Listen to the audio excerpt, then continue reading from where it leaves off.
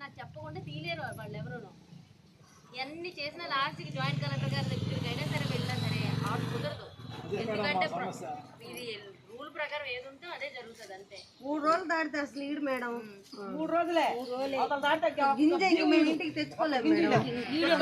ఇప్పుడు తినేవాళ్ళము ఇంకా ఈకుంటే ఎట్లా నేనే రావాల్సి ఉంది కానీ లాస్ట్ వీక్ అంతా ఇలానే అవుతుంది.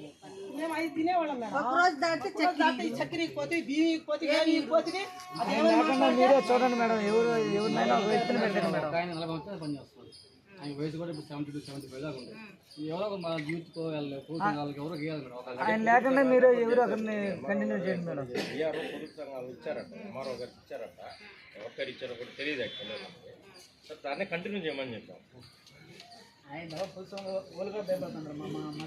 బెదిరిస్తాడులే మేడం. అదనుకుంది ఆయనకి ఇష్టం ఉంటే తీసుకొని మాలిన వరకు బెదిరిస్తాడు.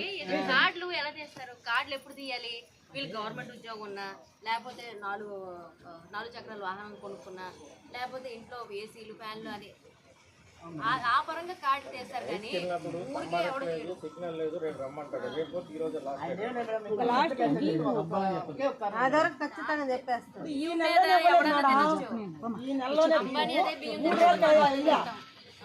పిల్లడు సెలవులు కట్టుకొచ్చి నెల్లూరు ఆయన కొనుక్కుంటాడు మేడం బియ్యం.